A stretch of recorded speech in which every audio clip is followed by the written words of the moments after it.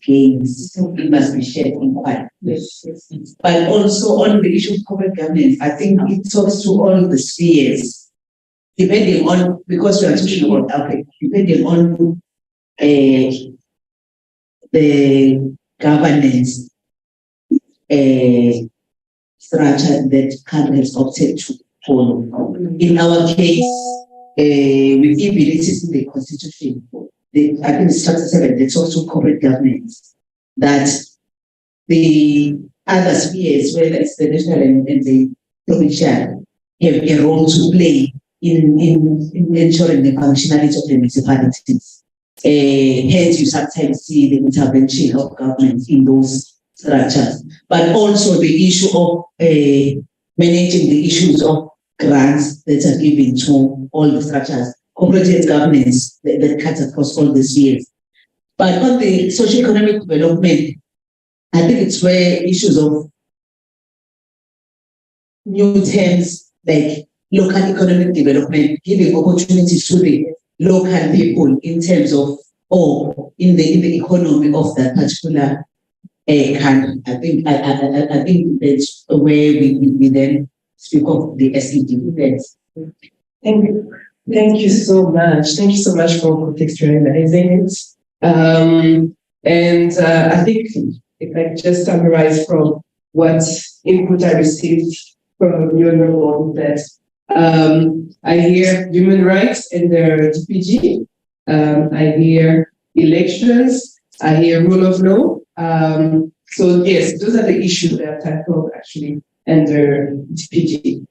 Also, just to confirm, yes, under EGM, economic governance and management, that's where you will also where we will also address the issues of unemployment, the issues of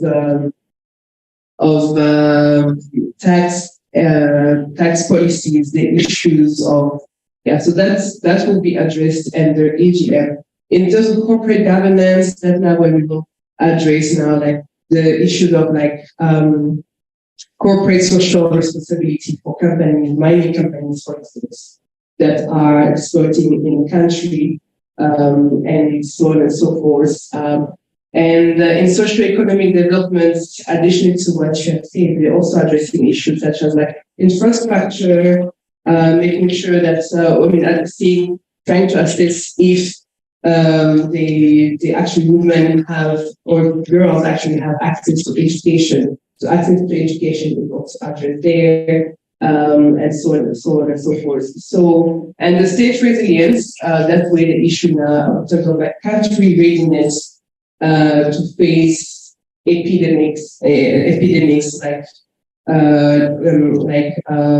Ebola or so on and so forth, or if there's a mudslide in the country because of the rains, do we have actually enough structures, enough resources to address such issues? So that's how we determine that we will get into the questionnaire, the tool that APRM used to do that. And I would like also to touch on just now on who are the different actors that actually come and play into that field, and how we manage to bring together or around the table state actors and non-state actors to actually have some kind of a dialogue or discussion and come up with sustainable solutions when it comes to certain of these issues. So yes, as I mentioned, we have a questionnaire that addresses all those 5 areas, and we will definitely dwell a bit more into them. And I will also touch on how is it that we make use of that questionnaire. Okay, so next we will address, I shall present to you the different countries, member states, or we like to actually refer to them as participating states of the African peer review mechanism. We have 4 North African countries, we have 12 West African countries, 9 Southern African countries, 10 East African countries, and Central Africa 8, and in total that makes 43 member states. So you will see that there's different colors coded on the screen. We have countries in green, we have countries in red, some are underlined, some are not underlined. And basically the countries in green are the countries that have undergone a first generation peer review. That means that have produced already one country report on governance, comprehensive report on governance, looking at all those 5 pillars we've discussed. For the countries in red, those are the countries that have gone twice for those reviews, and there are 5 of them. South Africa is part of it. South Africa has just completed its second 2021. South Africa. So I hope you will be involved and I hope you will look out for it. And then the countries, sorry, is there any question? Oh. When so it's 18. Yes.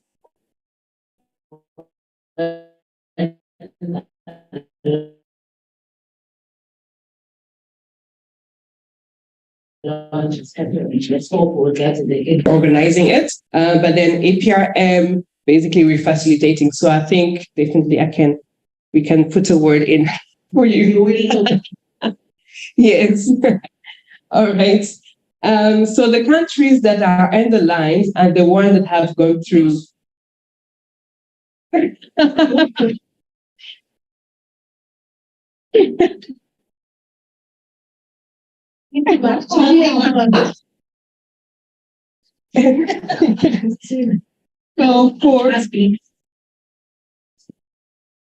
So for countries that have gone through target review, I'll explain to you different type of reviews. We also have what is called targeted reviews. So there's a comprehensive review that look at all 5. Yes. Given an opportunity is to understand when is the launch, approximately. You don't always wait. Yeah, second half. Second half. Launch. Okay. Yeah. Now let's do it. We are in the last term. Right. Okay. Yeah. By this time, maybe. No. So long is this. Yeah.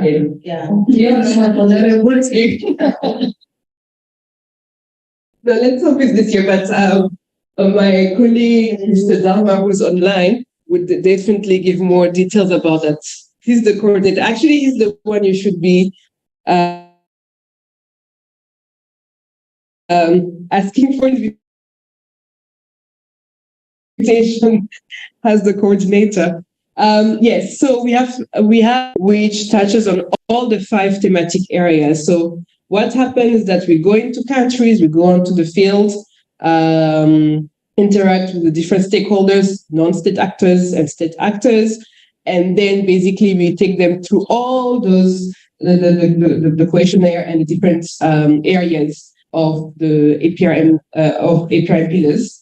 And then we consolidate a report which the president of that country goes and presents to his peers at the APRM Forum of Head of State and Government. This happens every year on the margins of the AU Assembly, the African Union Assembly in Addis Ababa. So that's for the comprehensive review, but the targeted review now is a more focused type of review because the country will now select themes on which the APRM team will work with the country to develop a report that will speak to that issue. Let's say corruption, let's say natural resource extractions, let's say, you name it, gender equality, gender-based violence. So then we will develop tools that will speak to that issue, and then that will lead to a report that we will call a targeted peer review report. And then lastly, we have 5 countries that have undertook early warning / and constitutional changes of governments targeted reviews. This happened last year. This is a new product, if I can call it, of the APRM. And we had focused on issues of constitutional changes of governments because in the last decade, we've seen a rise in terms of and constitutional changes of government. So like coup d'etats, change of constitution and change of constitutions, and so on and so forth. So those are the issues that we wanted to target, and actually we got that mandate from the head of state and government, following also some consultation with the Peace and Security Council. So that's more or less it. Then we can go a bit further down into the national structures and their role. So the national structures of the APRM, the focal point, this is usually a minister. For South Africa, for instance, the focal point is the Minister of the Department of Public Service and Administration. So this is the focal point who will report, the minister who will report on APRM related issues directly to the president. So, for instance, for the development of the country review report of the APRM had worked with the Department of Public Service and Administration, and they are the one that have pulled together basically the whole process. But I would like to mention that the key to the success of the review process in the country is actually the National Governing Council. Some countries call it council, some countries call it commission. And this council basically is composed of all the different trenches of the society. So it will include specifically that the civil society organizations. That's when you will have your women groups, you will have the youth involved groups, the media. You will have basically all the private sector also will come in, and they will come together and form the National Governing Council. And then we also have the National Secretariats. So the National Secretariat now is in South Africa. It sits in the office of the Department of Public Service and Administration, and they're the focal points. So they are the one that assists, they're like the assisting hand of the NGC, the National Governing Council, and the focal point minister. And in terms of, so for the NGC, like I mentioned, is one of the most important structure actually of the APRM, because the APRM promotes and encourage broad-based participation, meaning that when we engage into a process of reviews for governance, a governance review, we really emphasize on the fact that the NGC must be represented by all arms of the society, and especially the citizenship. It's also emphasized that the National Secretariat actually has to bring together those different actors around the table. And in terms of the NGC, the role really of the NGC, like I say, is to deepen citizen participation, deepen the principle of national governance ownership, and I like to underline ownership, because technically when we talk about ownership, it's not just the government, we're talking about citizens' ownership as well.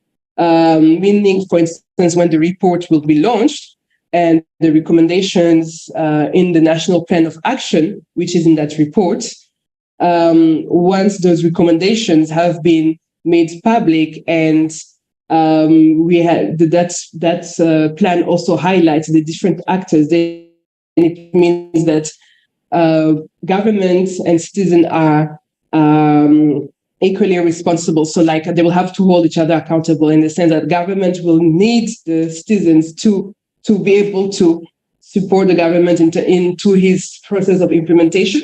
And the citizen will also have to make sure that the government is held accountable in terms of what the government has agreed that it will implement.